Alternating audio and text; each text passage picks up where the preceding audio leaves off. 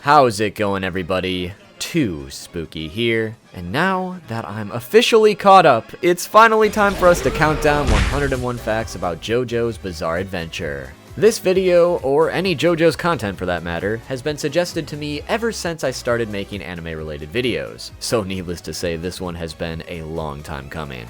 When it comes to what information to expect in this video, we'll be covering everything that has to do with obscure or generally unknown information about the series, its creator, its characters, or its history and production. So with a warning about my bad pronunciation and potential spoilers for all parts, let's jump right into this bizarre adventure. Number 1. JoJo's Bizarre Adventure officially began on January 1st of 1987, and is still currently ongoing to this day. Written and illustrated by Hirohiko Araki, the series was originally serialized in Weekly Shonen Jump until 2004 with the ending of Part 6, where the series then switched over to the seinen publication Ultra Jump, where it now releases chapters on a monthly basis. The latest part, JoJo's Bizarre Adventure Part 8 JoJolion, recently concluded on August 19th of 2021, and Part 9, subsequently titled JoJoland, was confirmed to be directly following the events of JoJolion the following month. JoJoland does not currently have an official release date, but it is likely to begin publication this year. JoJo's has since become one of the best-selling manga series of all time, selling over 120 million volumes as of 2021, with a current total of 131 volumes released, making it the 9th longest-running manga of all time. Number 2. Araki was born on June 7th of 1960 and grew up in Sendai, Japan with his parents and younger twin sisters. Araki would go on to say that his sister's general annoyances would be why he spent so much time reading manga in the first place, naming I2 Makoto as the one that impacted him the most. And his father's various art books would be what inspired him the most to start trying to make his own manga, and because his parents weren't exactly the most supportive of him being a mangaka, he would go on to write manga behind their backs. He would eventually debut under the name Toshiyuki Araki in 1980, with his first work, Poker Under Arms. He would then go on to get his first serialization in 1983 with Cool Shock BT, and then again in 1984 with Bao, which would set the groundworks for the rest of his manga career before the release of JoJo's Bizarre Adventure. Number 3.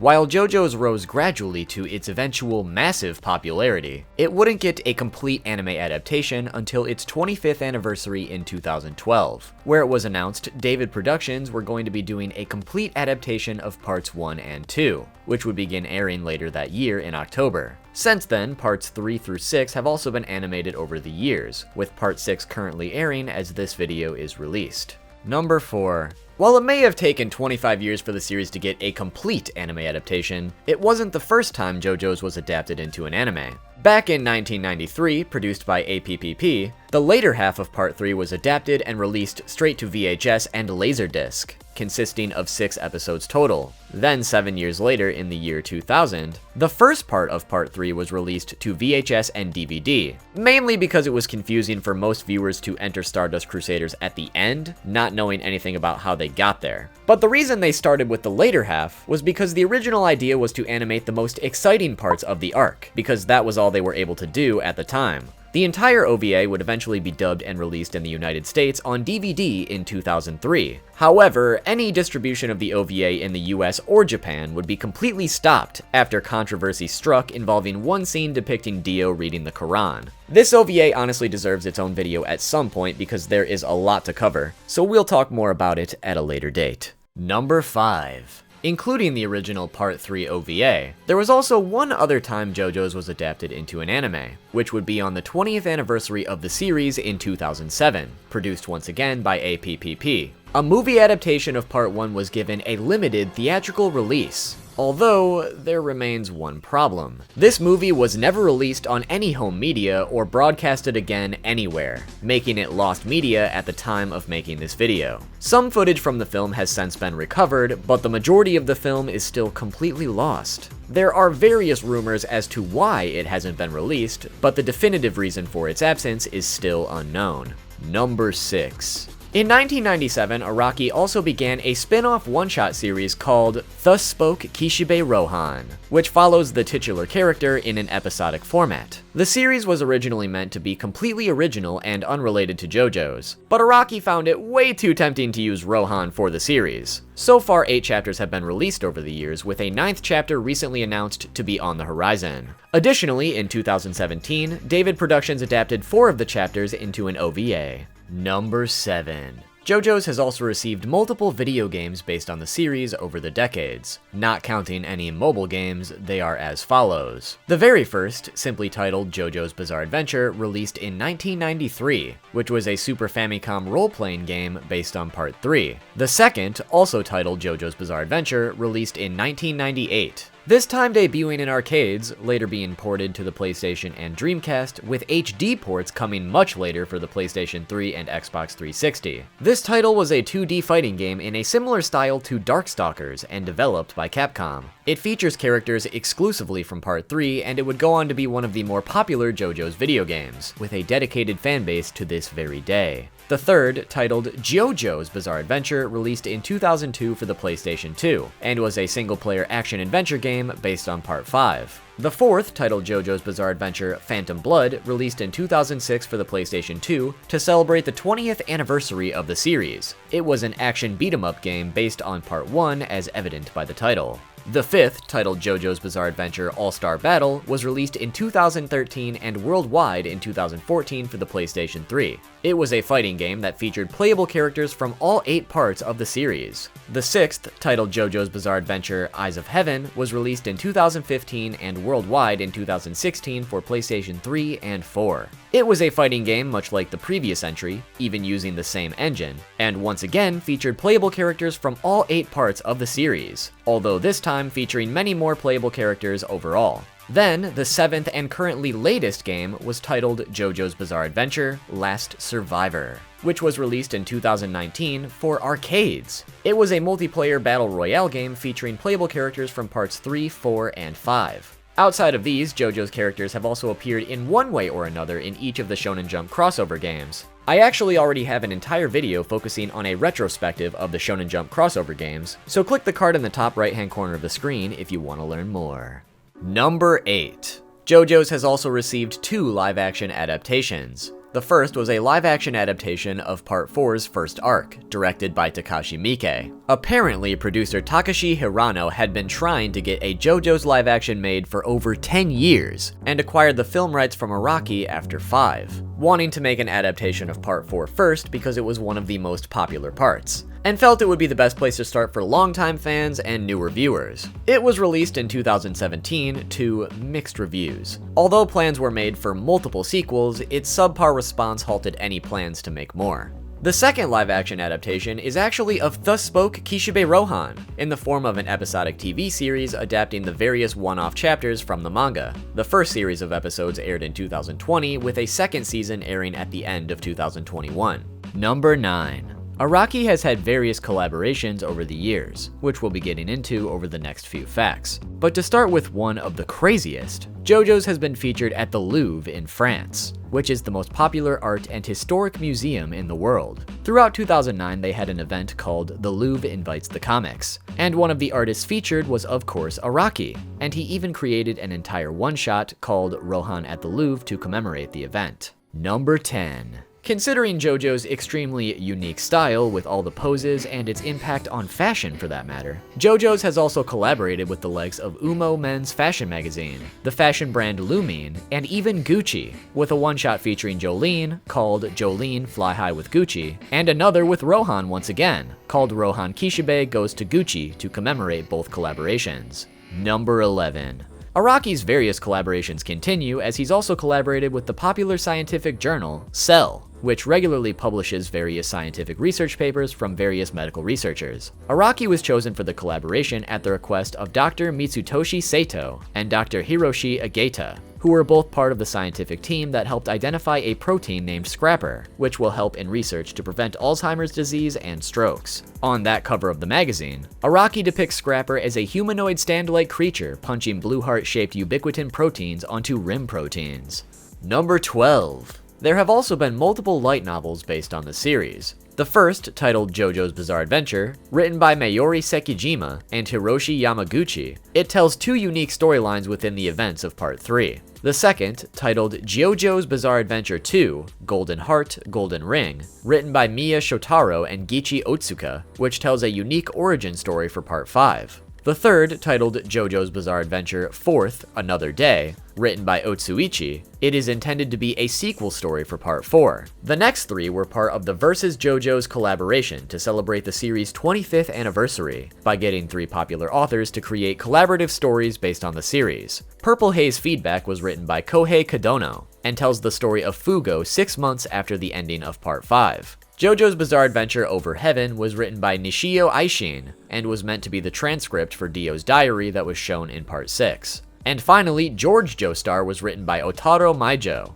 and it tells the story of George Joestar meeting and marrying Lisa Lisa, along with an original story about Joji Joestar, living in a world that has been reset multiple times in a similar fashion to Made in Heaven. Araki has created unique art for each of the light novels and has supported each of their releases. Number 13. There have also been 3 official JoJo's Escape Room collaborations with the Tokyo company Scrap. The first was called Escape from JoJo's Bizarre Amusement Park, which took place in Morio, having you solve clues towards finding and capturing Kira in a Part 4 setting, while the second was called JoJo's Bizarre Escape, The Hotel. Taking place during Part 3 with the Crusaders, you stop at a hotel where you get trapped within by the owner, Deja Maker, who tells you that if you can't escape within an hour, his stand will erase you without a trace. And finally, the third was called Escape from JoJo's Bizarre Museum. Taking place during Part 5, Team Bushirati wakes up to find themselves trapped in a museum, with their stands stuck behind glass displays that will turn into real statues after 60 minutes, subsequently killing them if they don't find a way to get them out.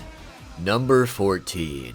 If it's not already blatantly obvious, many of the characters and stands in the series are influenced by various musical artists, albums, or songs. Because of this, when it comes to localizations and various releases of JoJo's related material, names have to be changed to avoid copyright. One of the more infamous examples being Killer Queen, renamed Deadly Queen.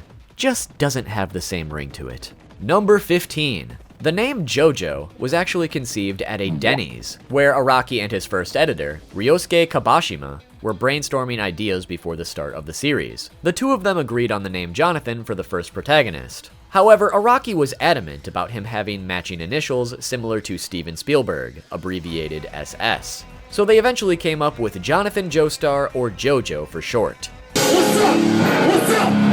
What the fuck's up, Denny's?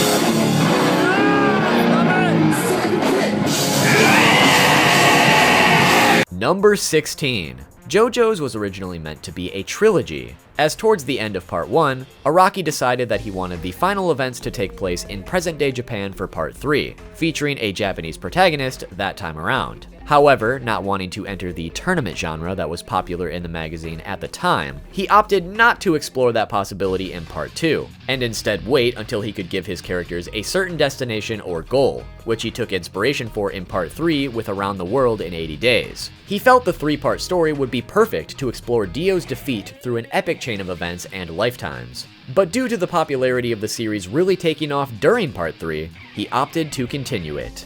Number 17. Jotaro was featured in the Shonen Jump crossover game Famicom Jump 2, which we briefly touched upon that earlier. But a little known fact about this would be that he was also featured in the animated commercial advertising the game, which would technically be the first time JoJo's was ever animated. Number 18. When it came to the conception of stands as a whole, there were quite a few factors and inspirations that brought it all together. The initial inspiration came from Araki's fascination with spiritualism and yokai folklore, as he was particularly interested in the Shinto religion's idea of an otherworldly being protecting you. Later finding more inspiration about guardian spirits through the manga, Ushido no Hyakutaro, opting to take the idea of various psychic powers and turn them into a spirit-like entity summoned by the main character, that could interact with the world around it but be invisible to the average onlooker, giving him the additional freedom of designing them however he wished. Stands were a hard sell to his editor at the time, mainly because Araki didn't quite know how to explain the idea with words. But after coming up with a few concepts, he was given the go-ahead and it changed the flow of the story completely from then on. Number 19. After part 3 and the introduction of stands, Araki would go on to say that for every future part of JoJo's, he would generally always create and design a character's stand first, and then afterward create the character associated with it in both personality and appearance to give the two a perfect harmony. Number 20. Introduced in part 3 was the famous Joestar Birthmark, around the shoulder or neck area of any Joestar descendants. This obviously wasn't present in parts 1 or 2 because Araki didn't have the idea yet, but they were added in the anime, and in any callback references within the manga or with updated art of parts 1 or 2. Although there is one individual biologically unrelated to the Joestars who ended up with this birthmark completely by mistake, which was Lisa, as it can be seen on her neck with an art made specifically for the JoJo Art Expedition in 2012. Number 21. The original concept of Jonathan, Dio, and the overall idea for part 1 came from Araki's love for movies with actors like Arnold Schwarzenegger and Sylvester Stallone at the time. Muscle men were very popular in manga during this period, and seeing those real-life actors completely covered in muscles made him think, who actually was the strongest person in the world? This question led to themes such as immortality, justice, and things that humans innately seek, which all led to the creation of part 1. Number 22. After completing part 3, muscle men within shonen manga was beginning to fall out of style, and Araki was beginning to lose inspiration for wanting to draw them anyway. So he took this opportunity with part 4 to focus more on bringing his love for fashion to life, which, as we talked about earlier through his collaborations, was no doubt an iconic shift in his style. When it comes to designing the clothing present in JoJo's, Araki claims that he focuses on everyday fashion, along with cartoonish, bizarre clothing that would be impractical in real life. Although, as we also know, he does find inspiration through some real-life fashion as well.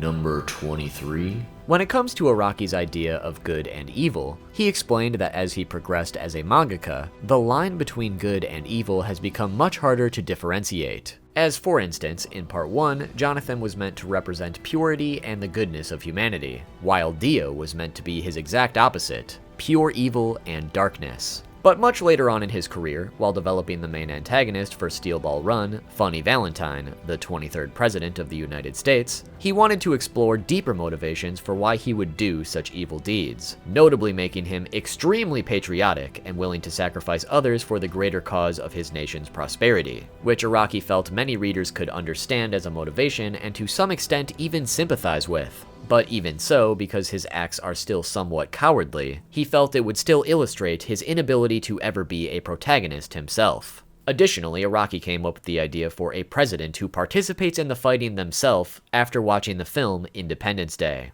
Number 24. JoJo's is also one of the flagship series for strong female characters within shonen manga, as Araki has always had a big interest in strong, intimidating women who would join in on the battles. But at the time of JoJo's initial serialization, that was almost unheard of within the shonen genre. Lisa would be Araki's first attempt to bring forth this type of female character into the series, and while still revolutionary for its time, Araki was held back by himself and his editor from doing more, admitting he would have liked to take her character much further than he did. Fast forwarding to the beginning of part 6, Hideto Azuma, Araki's editor at the time, has gone on record to say that at the time of serialization, he tried to convince Araki to make JoJolion a male character instead, because a female protagonist wouldn't work for a magazine meant for young boys. But Araki insisted and wouldn't budge, going on to say the fact that readers wouldn't accept a female protagonist was precisely the reason JoJolion had to be a woman.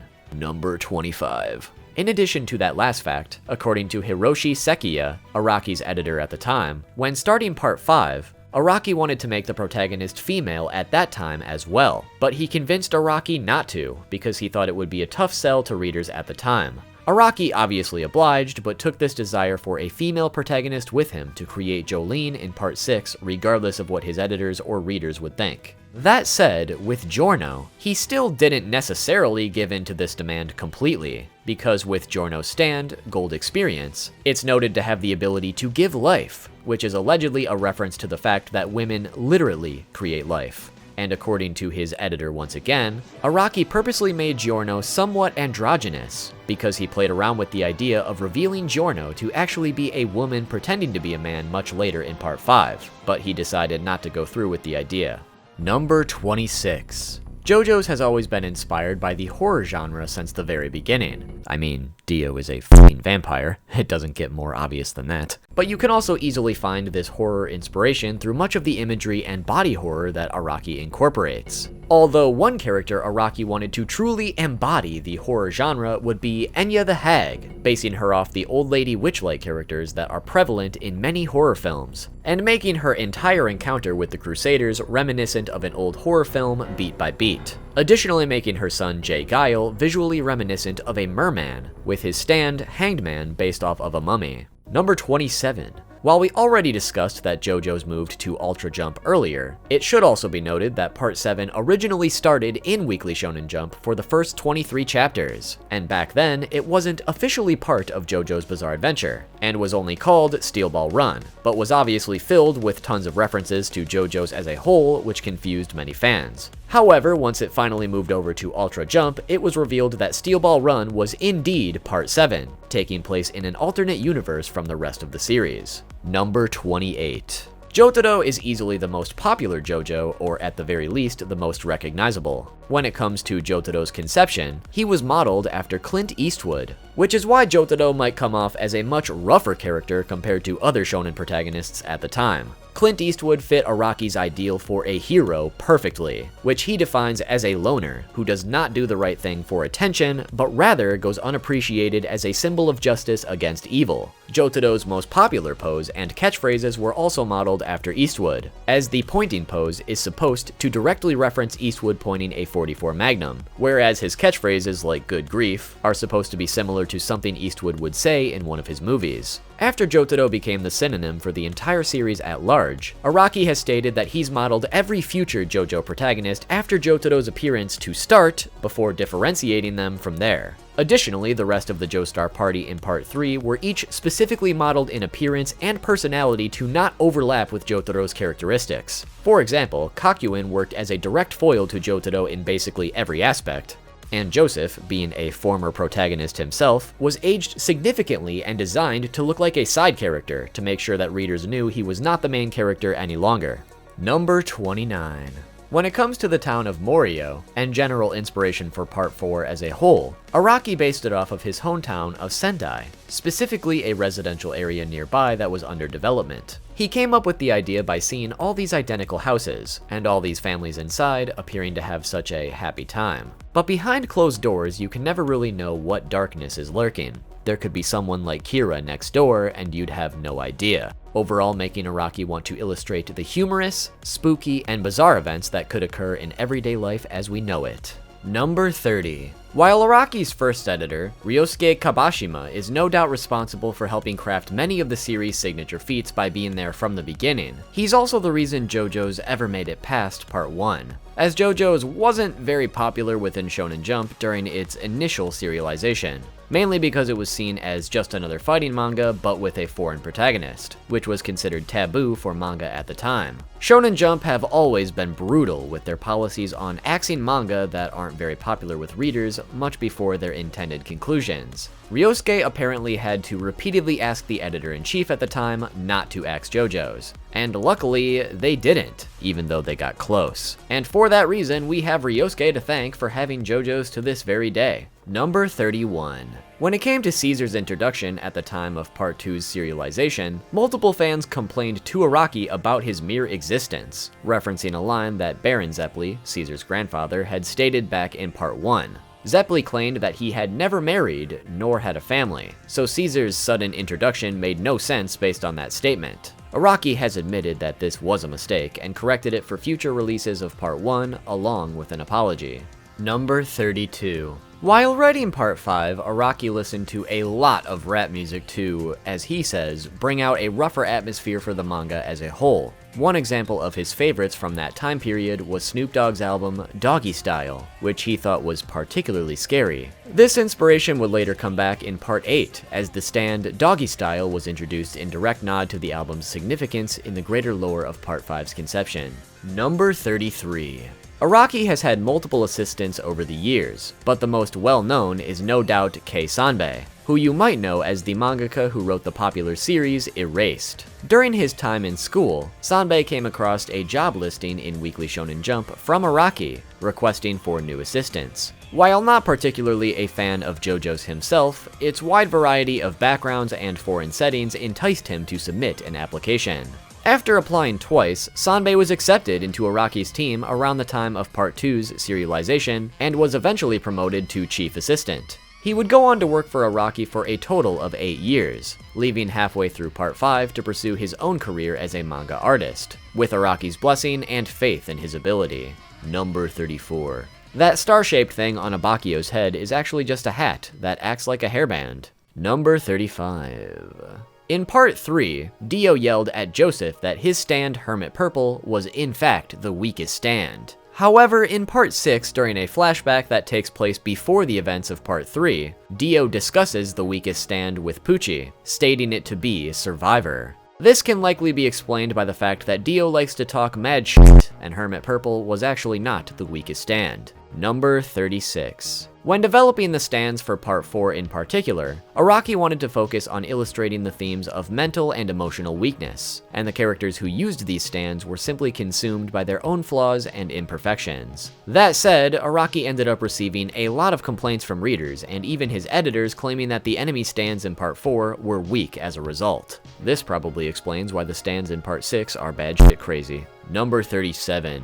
Although it was never officially shown within the context of the story, it's canon that the stone masks from Part 1 and 2 are capable of bringing out stands. Number 38. Jean-Pierre Polnareff's name is based off of Araki's 3 favorite French celebrities, the actors Alain Delon and Jean-Paul Belmondo, and the musician Michel Polnareff. Number 39.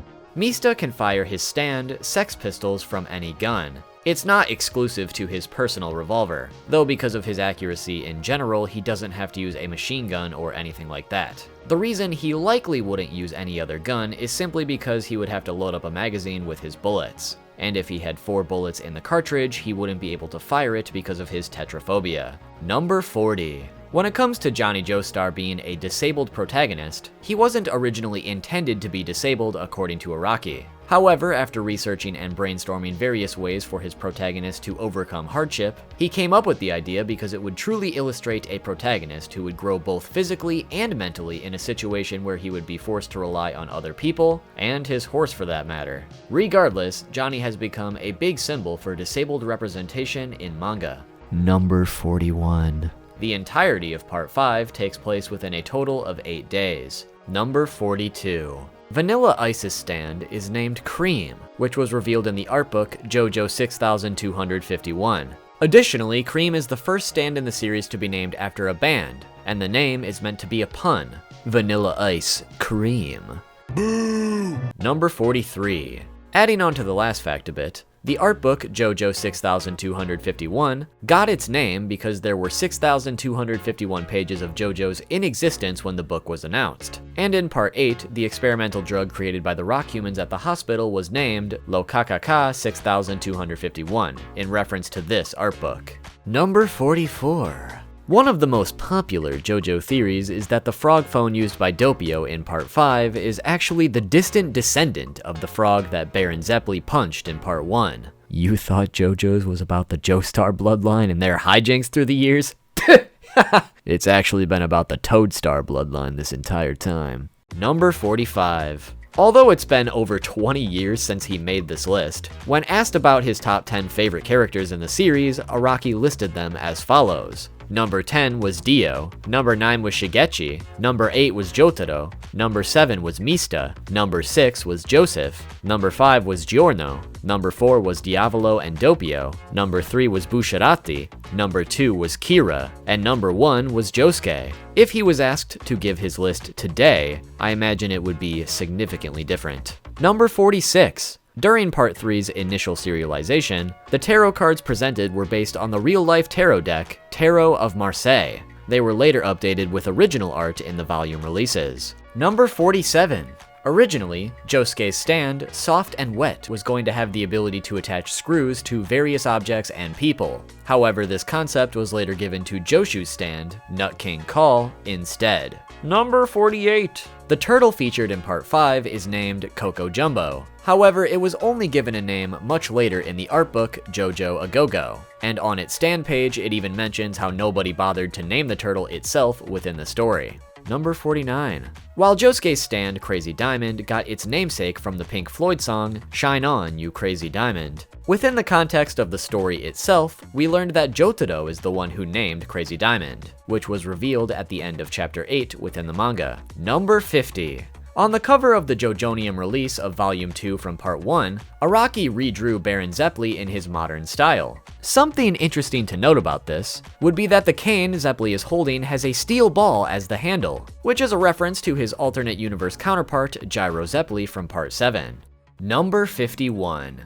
Kira was originally meant to have a backstory within Part 4, but Araki ended up having to leave it out, going on to say, his mother was in essence abusing him, but his father would always turn a blind eye to it. All the trouble Kira's father goes through to protect Kira in the story is because he felt bad for what he did. That said, if I included this whole backstory in the manga, Kira would likely end up being a very sad villain and people wouldn't see him as the enemy. I couldn't include this, or rather maybe I wasn't able to because this was a magazine for a younger audience. Number 52. The three stands that have appeared the most within the story are Silver Chariot with 367 panels, Sex Pistols with 385 panels, and finally Star Platinum with 398 panels. Number 53. When initially mapping out the plans for Part 3's serialization, Araki was in a room with multiple editors and Shonen Jump staff, where he pitched the idea for Part 3 as a modern retelling of Dracula, but on a much grander scale.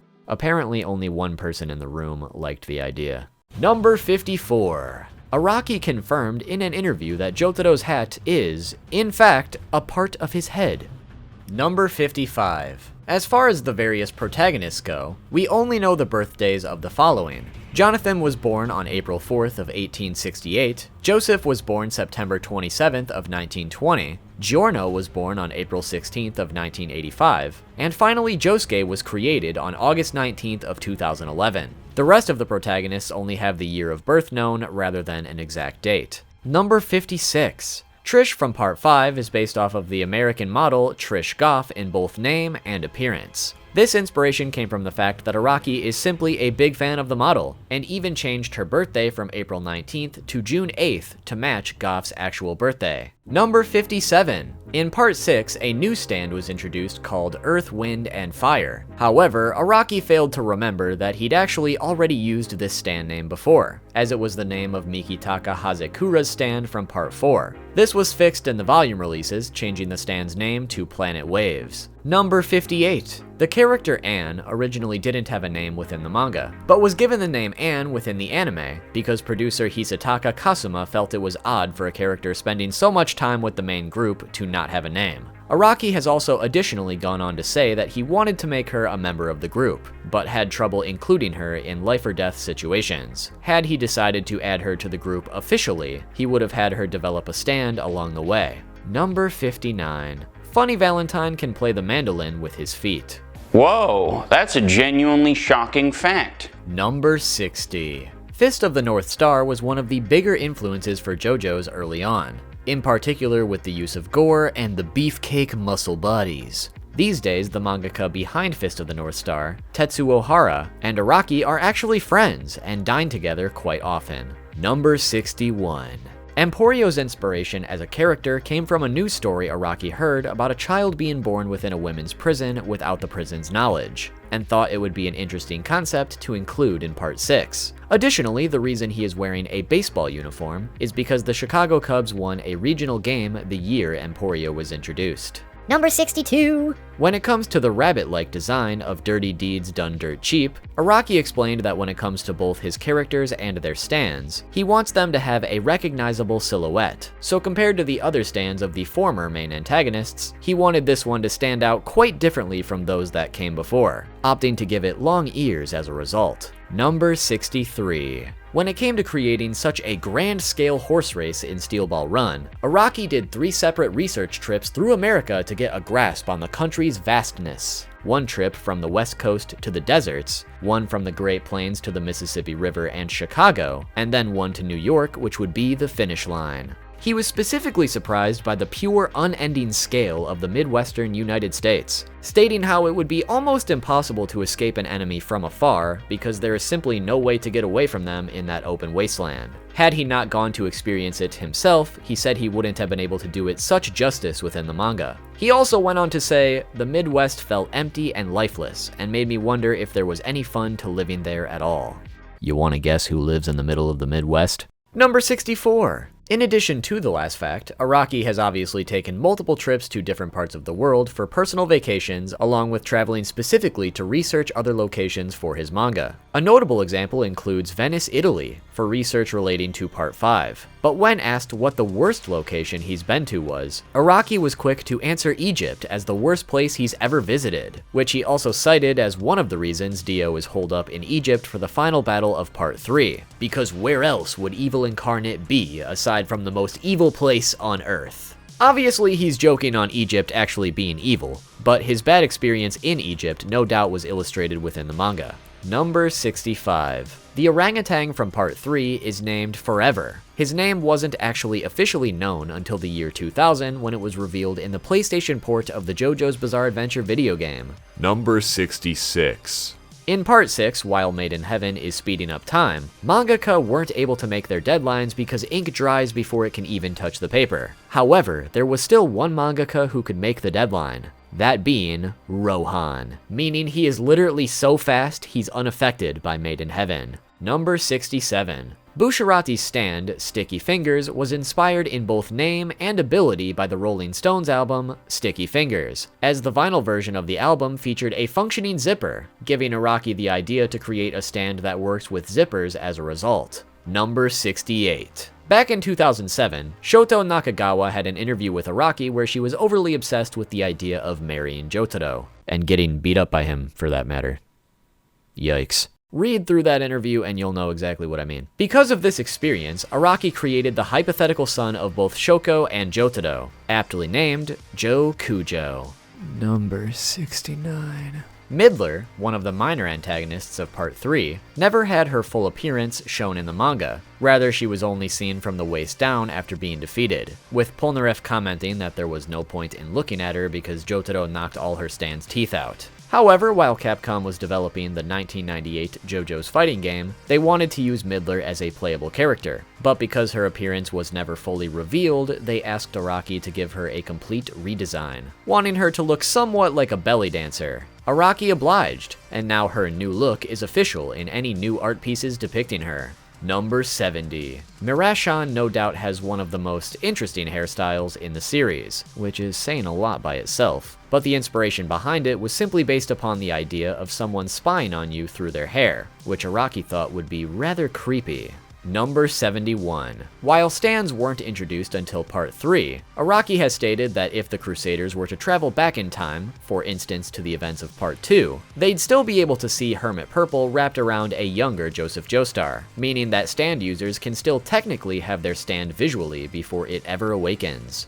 Number 72. Yukako's personality and obsession with Koichi was a direct reference to the Stephen King book and horror film, Misery. Number 73. JoJo's Bizarre Adventure All-Star Battle is one of the only 27 video games of all time to receive a perfect score from Famitsu, one of the most popular and heavily respected game review magazines in Japan, also making it the only licensed video game to receive a perfect score. Number 74. When it comes to the conception of Iggy, it all started simply because Araki wanted the Crusaders to have a pet, although similarly to Kakyoin and Polnareff, Iggy wasn't meant to join the main group or even have a stand for that matter, as the Fool was meant to be an enemy stand, and also the very last stand that he had to assign from the tarot cards. He specifically chose a dog for the role because he figured a cat would end up betraying the group somewhere down the line. design. And as far as the dog breed goes, he selected the Boston Terrier because he felt it would work well with the black and white manga art style. Araki wasn't originally much of a dog lover either, evident by dogs getting demolished in like every single part of the series, but as he kept drawing Iggy, he ended up falling in love with dogs and wanted to get a Boston Terrier of his own. But because he felt like he couldn't take care of a dog properly on a mangaka's schedule, he opted not to get one after all. Considering Iggy was the first animal featured in JoJo's with a main role, and would also partake in the first animal stand battle, Araki studied and referenced the manga Silverfang the Shooting Star Gain. Number 75. Throughout Part 8's serialization, Tsurugi Higashitaka had a total of 3 different corrections to his age, as during his first introduction he was noted to be 2 years old. However, this was later changed to 9 years old in the volume releases. Much later on in the story, it is mentioned that Tsurugi is now 10, which causes his curse to take effect. However, during a flashback with Jobin, he noted that Tsurugi is now 11, meaning that either Jobin doesn't even know his own son's age, or there is something wrong here. Number 76. Back in 1996, during an interview with Kappa magazine, Araki stated that Vanilla Ice was by far one of his least favorite characters, simply because he couldn't stand the idea of drawing him. Number 77. The concept for Yasuho's stand, Paisley Park, came from Araki's personal familiarity with older GPS units that would list the wrong directions. While Paisley Park's ability would be the exact opposite of taking you to the wrong place, the bad directions aspect would be used during its introduction. Number 78. There have been numerous theories about Josuke's savior over the years, the most popular and controversial being that it's actually Josuke himself from the future saving himself by pushing the car. That said, the identity of this character has never been revealed. In fact, it appears as though it never will be, or wouldn't really matter regardless, as Araki has been asked directly about this in a few different interviews, and has either decided not to comment or state that it's irrelevant and was merely Josuke's memory. Number 79. While Araki never gave a concrete explanation as to what the Holy Corpse in Part 7 was, he went on to clarify that he developed it specifically as a symbol of purity, rather than basing it on anyone or anything,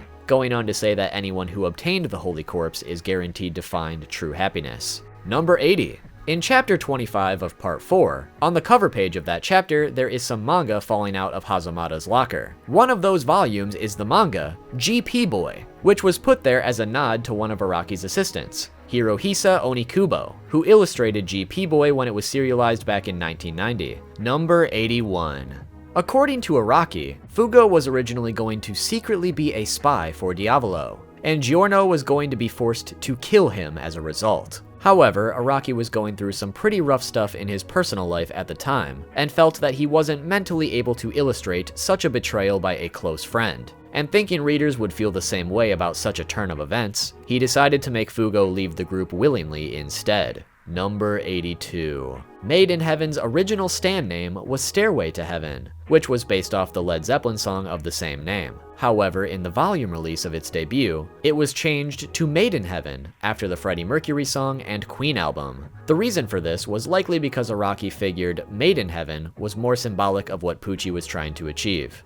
Number 83. In Chapter 99 of JoJolion, while explaining female rock humans and how they are indistinguishable from normal human women, both Enya and Hermes are shown. This could imply one of two things, either that in the original universe of JoJo's, both Enya and Hermes were actually rock humans this entire time, though this wouldn't exactly make sense within the continuity. If that was the case though, with Hermes in particular, since she received her stand via the broken stand arrow, she would be one of the only 5% of rock humans who don't naturally have a stand. Or if not from the original universe, it implies that Enya and Hermes in this alternate timeline are both rock humans, and their appearances are pretty much the exact same as the original universe. Number 84. While nearing the end of Part 6's serialization, Araki found himself feeling like he had reached the peak of his career, and his overall creativity for that matter. Feeling he had accomplished everything he had wanted to accomplish with the series, its characters, and their abilities. This feeling felt so wrong to him that he decided to change his original ending for Part 6 to give himself a way to go back to the beginning of the series and do things differently. While I'm obviously not going to spoil what that means for the ending of Part 6, there have been numerous instances in older interviews where Araki stated that if he ever rewrote Part 1, he would make Jonathan a much different character, as he felt he made him too pure. Well, he did exactly this with Part 7, as it acts as an alternate universe retelling of Part 1, giving himself that opportunity to redo Jonathan Joestar as Johnny Joestar, and make those changes he'd been pondering for so long. And if it wasn't for feeling completely content with JoJo's as a whole, this never would have happened, and the series likely would have ended for good after Part 6. Number 85. The reason Josuke's face is never shown in the Rohan OVAs is simply because Rohan absolutely hates Josuke. Number 86. While he wasn't originally going to be a member of the Crusaders, Araki did entertain the idea of Whole Horse switching sides and joining the group multiple times throughout Part 3. The most notable moment he considered it would be after Avdol was temporarily taken out of commission by Whole Horse himself, even going on to draw Whole Horse in a color page with the remaining Crusaders at the time. That said, Avdol was always meant to come back, rather than being replaced. But Araki eventually decided Whole Horse would offset the balance of the group's dynamic, being too similar in personality to Polnareff, and struggling to figure out a way to properly incorporate his stand Emperor into future fights as an ally ability. Number 87. To continue the last fact a little bit, Kohei Kodono and Tasuku Kurasuma recently released a JoJo spin-off series called Crazy Diamond's Demonic Heartbreak. This is the first JoJo spin-off manga not written by Araki himself, and it debuted on December 18th of 2021, making it still ongoing at the time of making this video. The interesting thing about it being that Whole Horse takes the mantle as the protagonist in this spin-off. Taking place in 1999, Whole Horse makes his way to Morio after trying to help an old lady find her missing parrot. And of course, while he's there, he runs into Josuke. Give it a read for yourself to see what happens from there. Number 88. While Crazy Diamond's Demonic Heartbreak was the first JoJo spin-off not written by Araki, another spin-off released on the same day, that being Fujiko's Bizarre Worldly Wisdom, Whitesnake's Miscalculation. Created by Sho Imoto, it takes place in Part 6 directly after Jolene receives Jotaro's Star Platinum disc. Poochie and Whitesnake obviously want to take care of her at this point, but there was one additional prisoner they forgot about, Fujiko. And while not much is known about them yet, another 2 spin-offs involving Lisa and Iggy have recently been announced.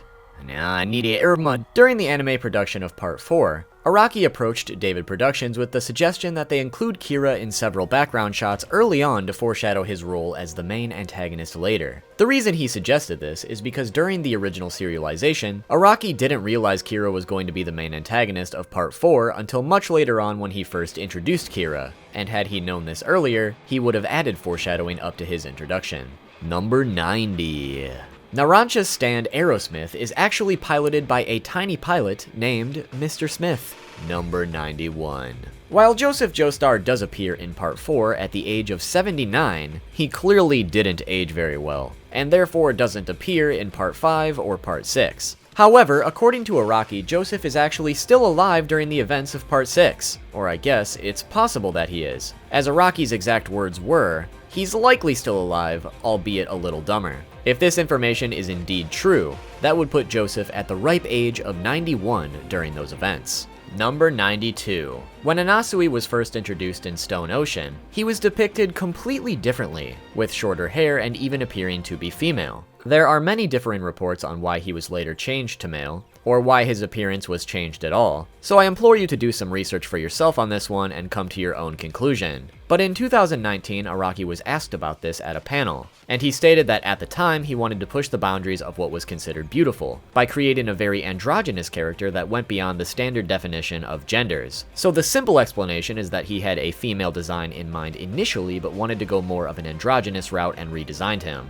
The other explanation given by most fans would be that Anasui simply used his stand, Diver Down, to change his appearance so he could enter the female side of the prison without being noticed. In the anime, this is ignored completely, and Anasui has his normal appearance from the start. Number 93. Something interesting to point out would be the fact that Jotaro is 6 foot 5 inches tall, or 195 centimeters tall, while Josuke is 5 foot 11 inches tall, or 180 centimeters tall. So it's clear that Jotaro is a lot taller, and even more muscular for that matter. Well, the real kicker here is that they both weigh the exact same, at 181 pounds or 82 kilograms. You might be asking yourself how this is possible, so I'll just leave this here. Number 94. In Part 8, every member of the Higashikata family have stands, but the thing you might not have noticed would be that each of their stands have the word king somewhere in their name.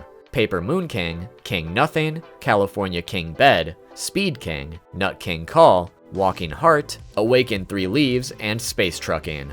Number 95. Polnareff wasn't originally supposed to appear in Part 5, or any future part for that matter, as Araki wasn't interested in bringing him back. But all throughout Part 4, Araki received multiple letters from fans asking to bring him back to show what he's been up to after Part 3. Throughout the majority of Part 5, he still had no intention to reintroduce him, but later decided at the last minute to bring him back merely to answer the question of what he was up to this entire time, and show that much like Jotaro, he was still fighting the good fight. Number 96. In Part 3, while Dio is trying to pursue Joseph and Kakyoin, he mows down a crowd of people with his car in the manga. One of the people he mows down is none other than Waldo himself. Number 97. To put it in simple terms, there exists a microanimal called a tardigrade, and there exists a type of tardigrade called the Neos digarctus love deluxe, which was discovered in 2013 by Japanese scientists Shinta Fujimoto and Katsumi Miyazaki. They named it Neos digarctus love deluxe after Yukako's stand, Love Deluxe, because upon their initial discovery, they claimed that it looked as if the stand was controlling the creature's hair. Number 98. Believe it or not, Araki kind of accidentally predicted 9/11 back in 1991.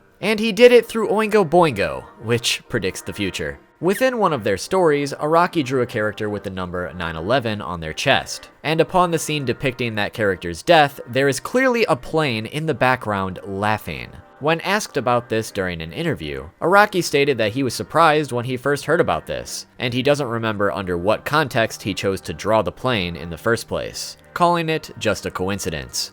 Coincidence? I think not.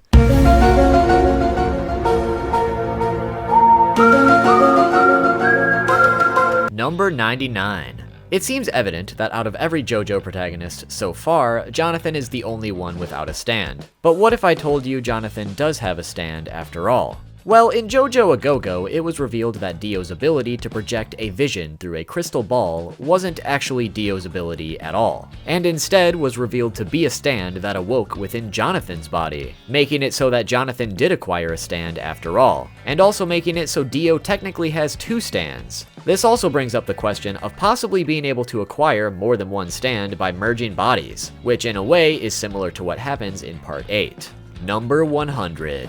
I imagine many of you are already familiar with the manga group Clamp, but for those of you who don't know them, they are a mangaka group that have created numerous popular works over the years. However, before writing their own original works, they got their start with various doujinshi. One such doujinshi work being JoJo's Bizarre Married Life, taking place in an alternate universe where all of the Crusaders made it out alive, and Jotaro and Kakyoin got married. Pretty standard stuff. I mean, who doesn't ship Jotaro and Kakyoin anyway? But the most bizarre part would be that later on in this story, Kakyoin lays an egg. Considering Jotaro is married to Kakyoin here, I think we can confirm, non-canonically of course, that Jotaro sucks eggs. The egg then eventually gives birth to Kakyoin and Jotaro's child, which is later named Jota Kujo. Jota grows exceptionally quick considering he was just born, and turns out to also have a stand, that they name Charmy Green, as it contains both aspects of his parents' stands. I don't really have anything witty to say about this, I just thought it was interesting that Clamp made Jotaro and Kakyoin have a love child out of an egg.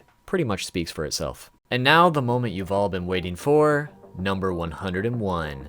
As this video is released, we're currently in the middle of the Part 6 anime adaptation airing. Once it concludes, the hype for a potential Part 7 anime adaptation is obviously up next, especially since it's considered one of, if not the best part of the series by many fans. However, unfortunately, it might be a really long time before Part 7 actually gets adapted, if at all. The reason for this was explained by Kohei Ashiya, the former lead animator for JoJo's. During an interview, he said, Steel Ball Run would be really expensive to make since most of the action is horse racing and it's really hard to animate. Additionally stating that using CGI to counteract this problem would break the flow of JoJo's style, and would therefore not want to use it. So if you're already a fan of Part 7, or eagerly awaiting its arrival as an anime only, it looks like you might be waiting a long time, possibly even forever.